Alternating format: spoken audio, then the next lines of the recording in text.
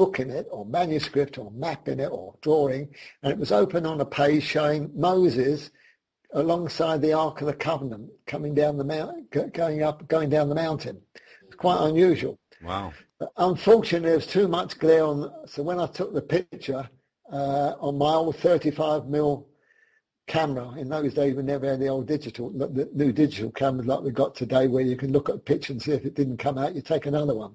So I had to use the flash, and during that time, the monk had left us alone, and when he returned to the room and he served us tea, and then as we went out, the guide who was taking us back in our 2 trucks back to Israel, he said, I want to show you something which I don't normally show the tourists, but I was interested in all this antiquity stuff.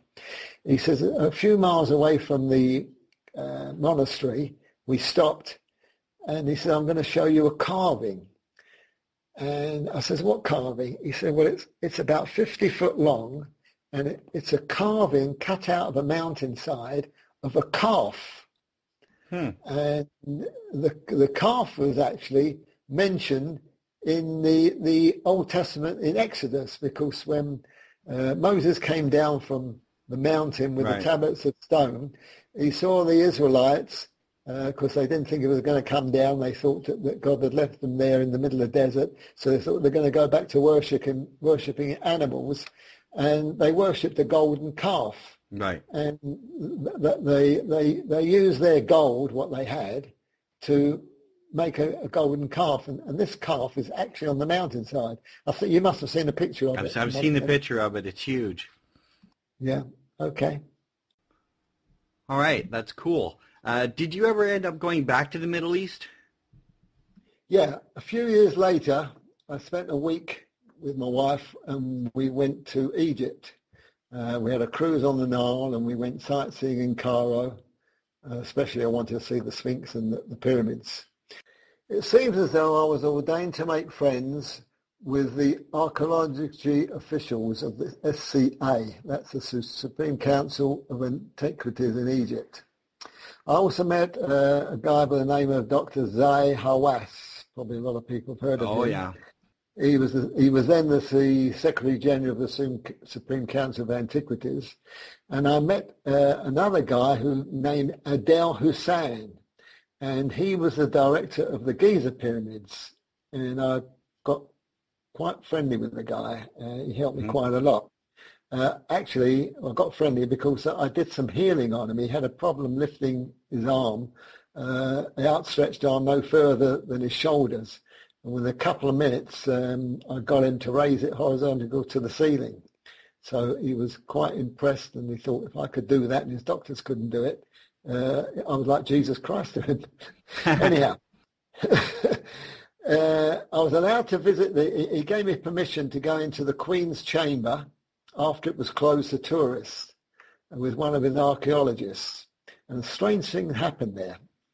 To get into the chambers of the pyramids, you have to crawl down a long corridor. It's only about 4 foot high, so probably less than that, 3 foot high, and you've got to crawl down it. And a strange thing happens when we got into this Queen's Chamber. There's 2 big chambers there, with the King's Chamber and the Queen's Chamber.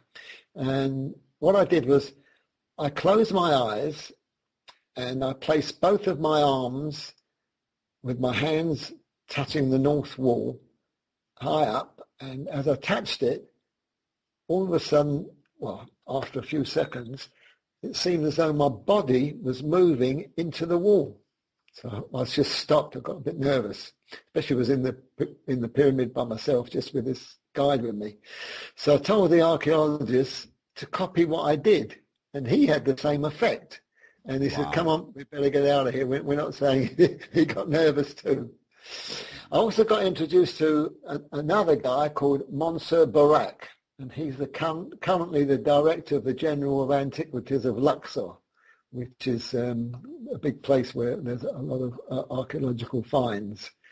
On another occasion, I made friends with Mohammed Ibrahim Baka. Now, Mohammed Ibn Baka was the former chairman of the Egyptian Antiquities. He's quite a big man, and he's very, very well respected and well known throughout all the archaeologists in Egypt. And he, at the moment, is a very, very good friend of mine. He's helped me quite a lot in all what I've been doing.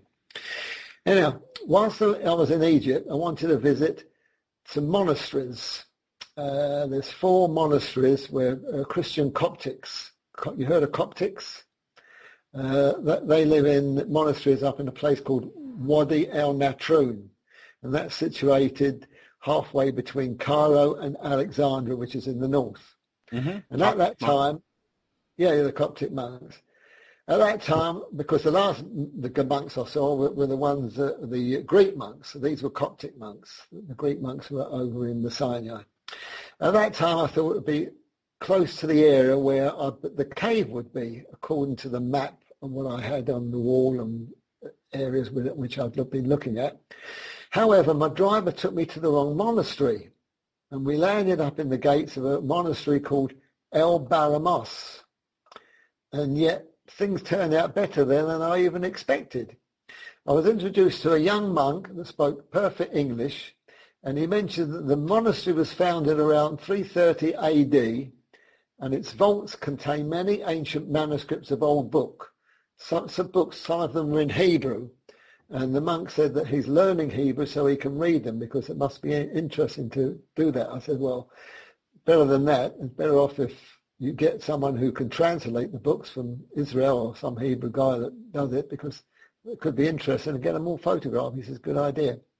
Right. But he said that the founder of the monastery, when it was done back in the 300 AD, whatever, he said he was guided there by cherubim.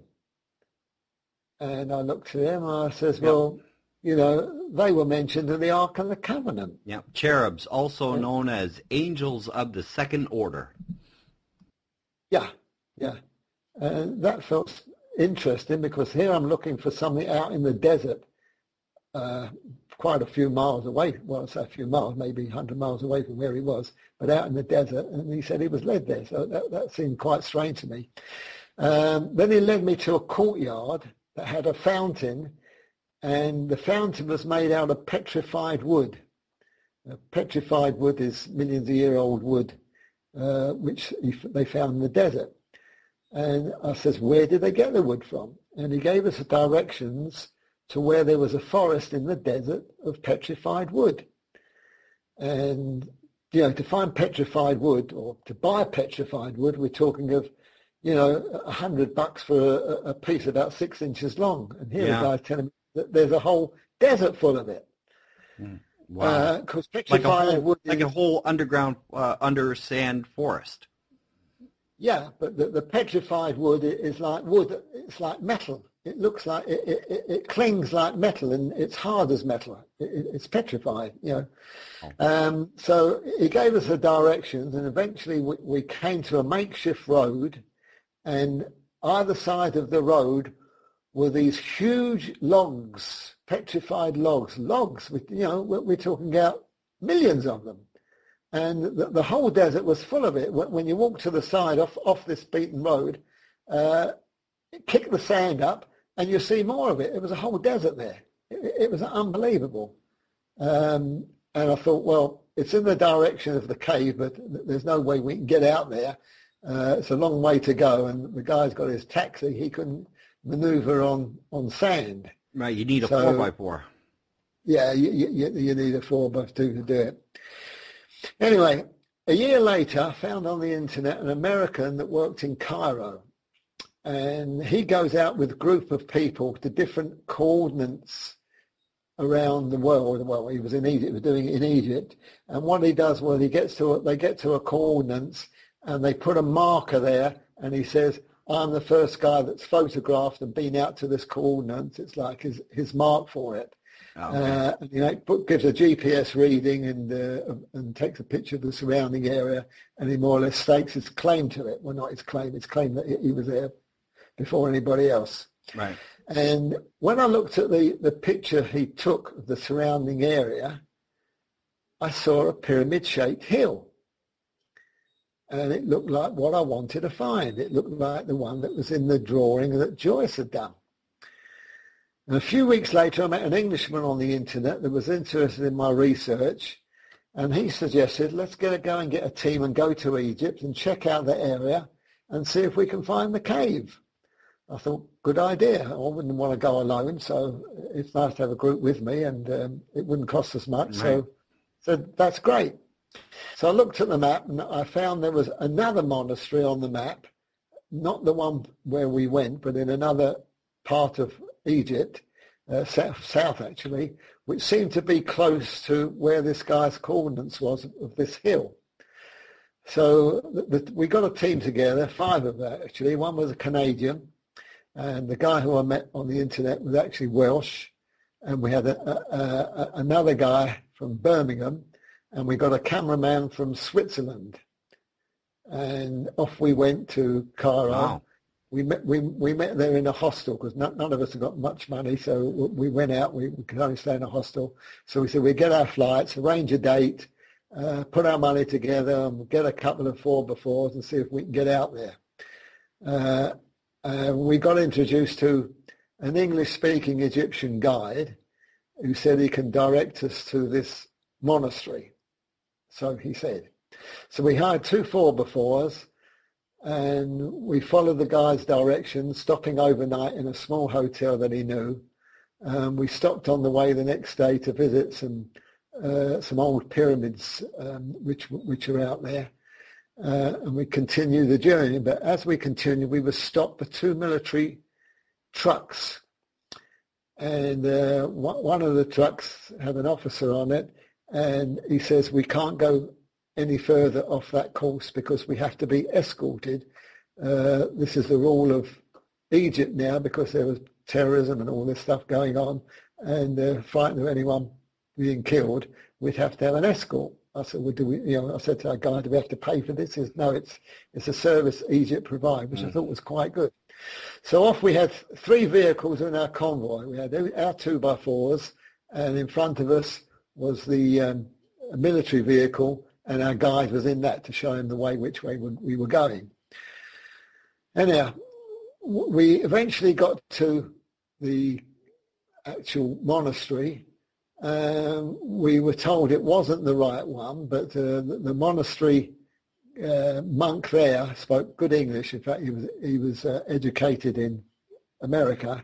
And he says, we have to get to where we got, he looked at the map, he says, where we got to get to, we need to go to another monastery in a place called Wadi Rayyan. Okay. And he says you wouldn't be able to cross the desert because it will be, although it's the shortest route, but you might get trapped in a drift of sand, and we're talking about desert. In any case, we had 2 4x4s, but the military escort only had just a regular Toyota truck. So they couldn't take us, so we took the long way round to get to this place where this Wadi Rayyan is. I said, well, how are we going to find it? He said, well, I'll give you some directions, and he spoke in Arabic to our guide. He says, when you get out there, you're going to pass a ranger station, and then you'll have to go off-road into the desert to find this monastery. He says, actually, it's not a monastery, it's monks living in caves, which they've been doing that for quite a few hundred years, and they want to keep away from everywhere, so they need it nice and quiet, so they're out in the desert living in caves, and that's their monastery. After staying overnight in the wrong monastery, we continued the next day and headed by our military escort. In actual fact, the monk at the monastery wrote on a bit of paper introducing us to the monk at this Wadi Rayyan monastery. So we at least had an introduction to them, just walk into a monastery in the middle of the desert without knowing who we were. Anyway, it took us about